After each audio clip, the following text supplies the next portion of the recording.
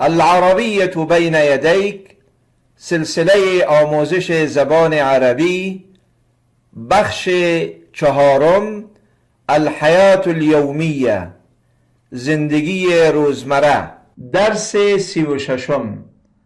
البته این آخرین درس در این بخش می باشد که البته مخصوص نوشته می باشد که چگونه حروف عربی را نوشته کنیم. البته ترکیز این درس درباره حرف سین و شین می باشد. سین در ابتدای کلمه، در وسط کلمه و در آخر کلمه و همچنان جداگانه نوشته می شود.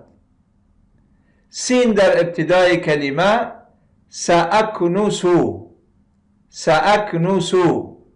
شما متوجه باشید که سین رسم خطش چگونه است در ابتدای کلمه و در وسط کلمه مسجدون، مسجدون، اما در آخر کلمه جلوسون، جلوسون. چنانچه گفتیم هم با حرف ما قبل خود متصل می آید و بعض اوقات جداگانه. حرف شین در ابتدای کلمه شقتون، شقتون، در وسط کلمه تشاهدو، تشاهدو، و در آخر کلمه فراشون، فراشون. بعد از این با تمرین سوم آغاز میکنیم.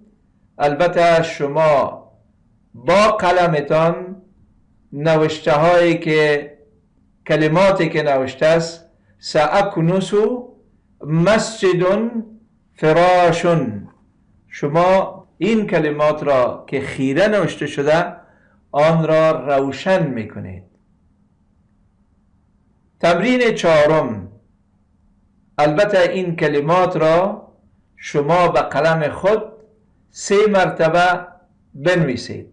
البته هر کلمه را 3 مرتبه. سأکنوسو، مسجدون، فراشون، شقتون. به صفحه بعدی انتقال میکنیم. تمرین 5.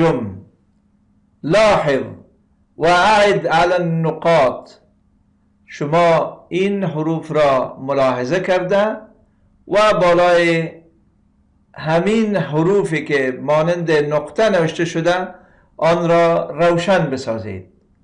سین البته در اول کلمه ستون اول، ستون دوم باز هم سین که در وسط کلمه نوشته شده و سین در آخر کلمه.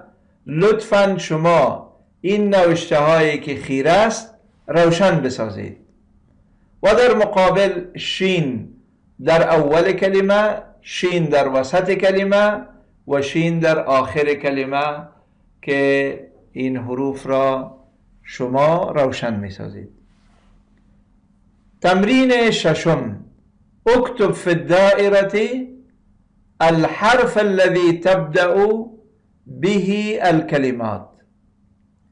شما البته در تصویر متوجه می شوید که در اینجا 3 ستون است. 1، 2، 3 و هر ستون به یک حرف آغاز شده.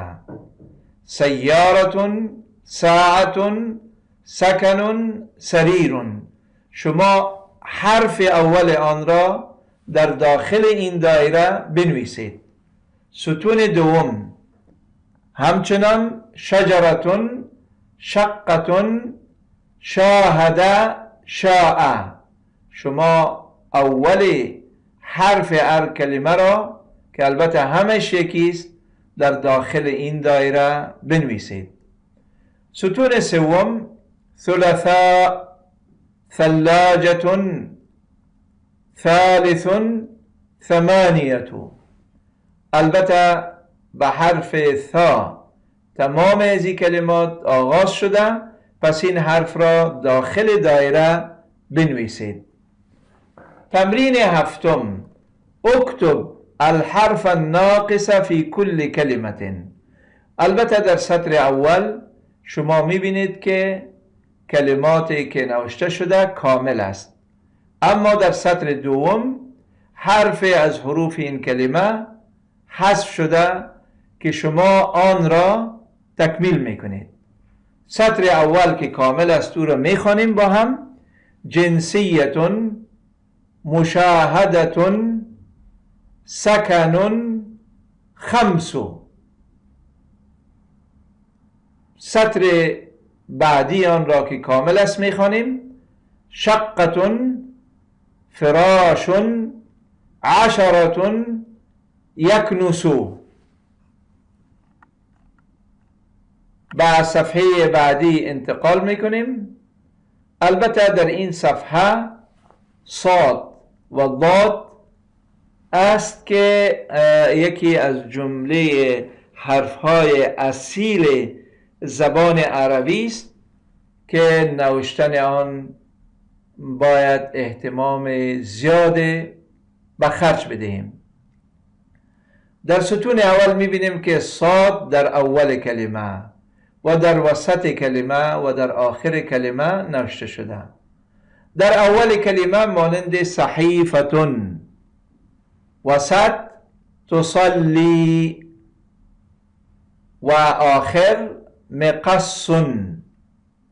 و اما حرف ضاد در اول کلمه ضلع، در وسط یتوضأ و در آخر بعض.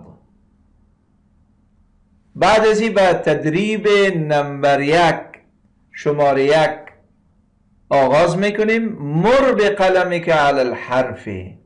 البته در اینجا هم میبینیم که صاد با رنگ خیره نوشته شده. شما این خیرگی را روشن بسازید. و در مربع مقابل صاد و ضاد نوشته شده که شما این حرف را 4 مرتبه هر کدام آن را می نویسید.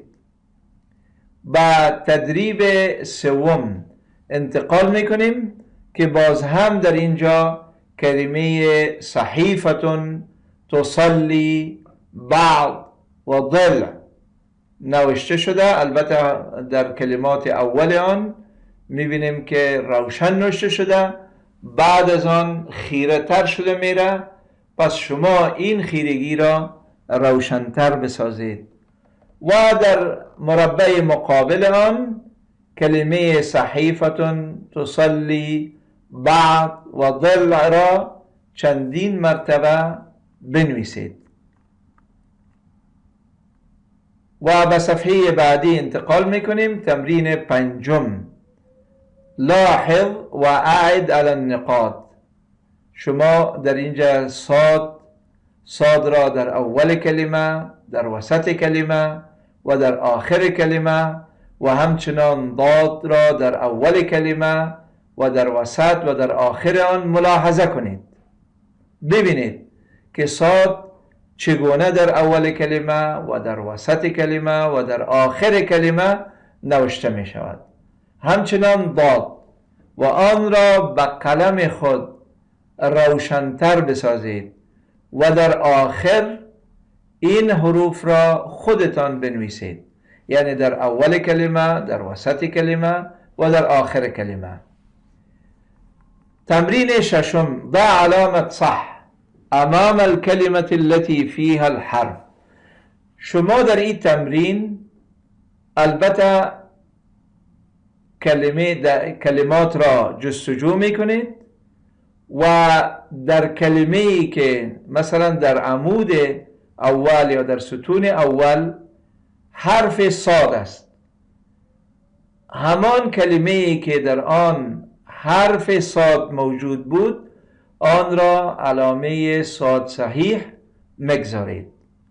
پس میخوانیم یصلی، ضلع، مقص، مصلا، طالب. این را بخوانید و هر کلمه‌ای که حرف صاد در آن موجود بود در مقابل آن علامه صحیح بنویسید. به عمود بعدی انتقال میکنیم. در اینجا حرف ضاد، شما هم این کلمات میخوانید و در هر کلمه که حرف ضاد بود آن را صاد صحیح میگیرید. بعد، توضأ، صدیق، ایضا، تفضل. بعد آن حرف سین است. سلام، ساعت، ملابس، شجرة، مدرس.